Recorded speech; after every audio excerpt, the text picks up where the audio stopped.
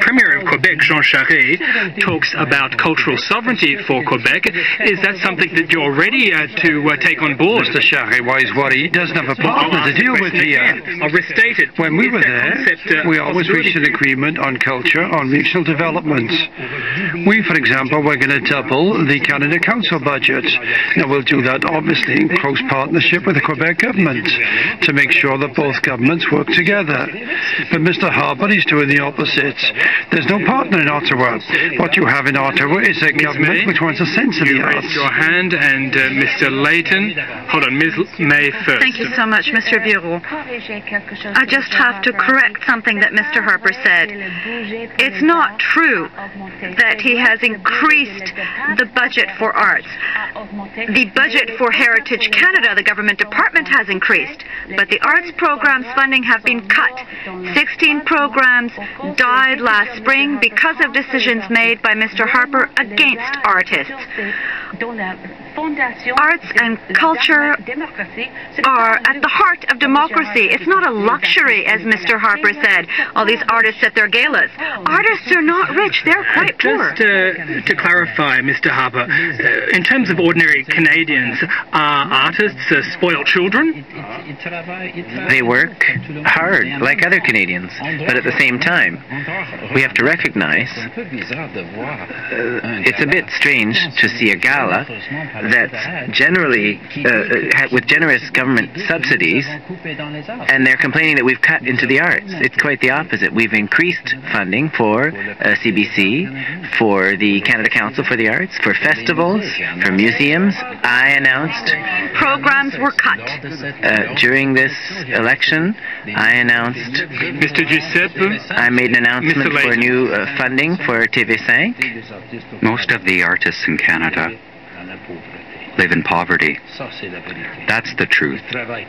They work very hard. Only the NDP has suggested programs to increase their income, and I hope you will support them. It's also the reason why I propose during this election a tax credit for children's cultural and artistic activities, which will help artists who teach children, and which will help all Canadian families. $50 for each child.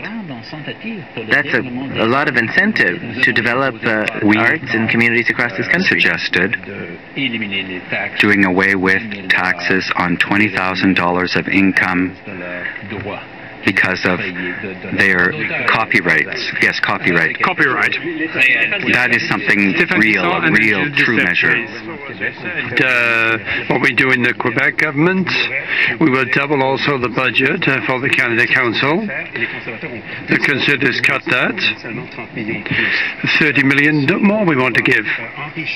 And also we will improve the tax credit for movies. We should have more movies in Canada, more theatre, more drama, more novels. We should be stimulated by our artists in order to improve in the 21st century economy.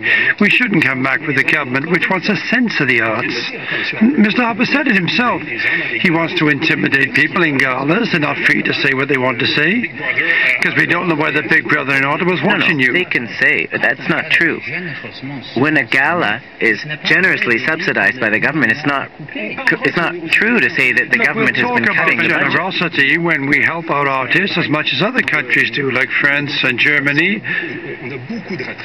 We've got a lot of work to do to catch up with them. The heritage budget went up, but the arts budget went down by 17 million in 2 years. Your minister, Mr. Flaherty, said that these were political decisions made based on conservative ideology. They have nothing to do with finance. They have everything to do with ideology. Mr. Charest and Madame Marois in Quebec have called for money for culture budgets to be transferred back to Quebec, and we fully agree with that.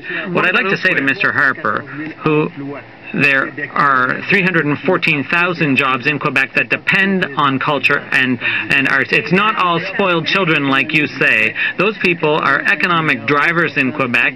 It's 8% of Quebec's GDP that depends on those people. These people work hard in all regions of Quebec. You raised this issue. Are you open to the idea of greater cultural sovereignty for Quebec, Mr. Layton?